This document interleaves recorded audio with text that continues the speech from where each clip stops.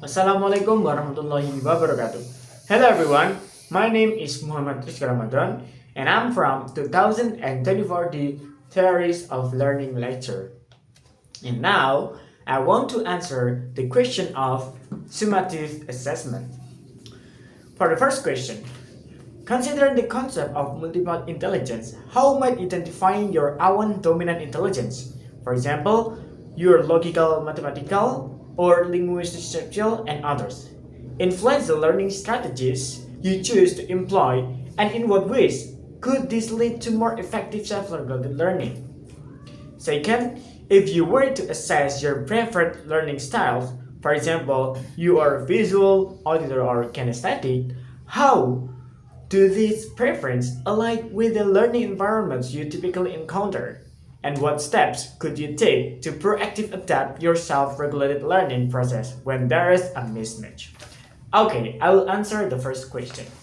The first step that I took to identifying my dominant intelligence was to try various types of intelligence when I learning a topic, such as I try to visual, I try to do kinesthetic, logical, linguistic, and others.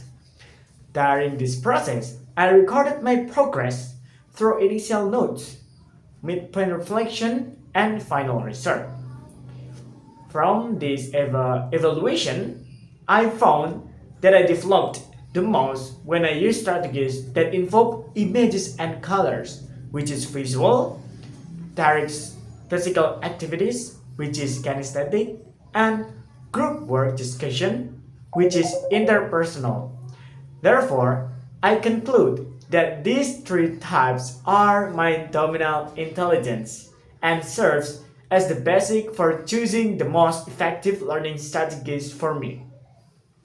And by knowing my dominant intelligence, I can design learning strategies that align with my learning style. For example, I use mind maps or visual aids to understand concepts, engage in hands-on practice or simulation to reinforce understanding, and participate in group discussion to broaden my perspective. These strategies can help me stay focused, motivated, and avoid boredom while learning. I also find it easier to manage my time and select effective learning methods based on my needs. As a result, I can regulate my own learning process more independently and efficiently. This is what makes my self-regulated learning more effective and meaningful. For the second number, in assessing my learning style, I realized that I prefer visual, kinesthetic, and interpersonal learning styles. However, the learning environments I usually encounter do not always fully support this preference. For instance, some lectures mostly use lectures auditory or provide long texts which do not lie well with my visual or kinesthetic learning style. To address this mismatch, I take several proactive steps. First, I adapt the given material into visual form, such as I create a mind map, sketches, or infographic. Second, I combine the independent learning with hands-on activities or simulation, such as doing mini project, or I do role playing, or writing reflective journal.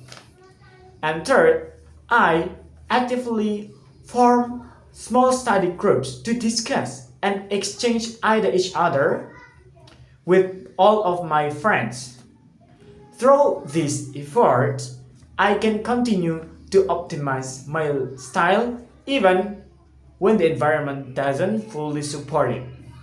This is allows me allows my self-regulated learning process to remain effective and enjoyable.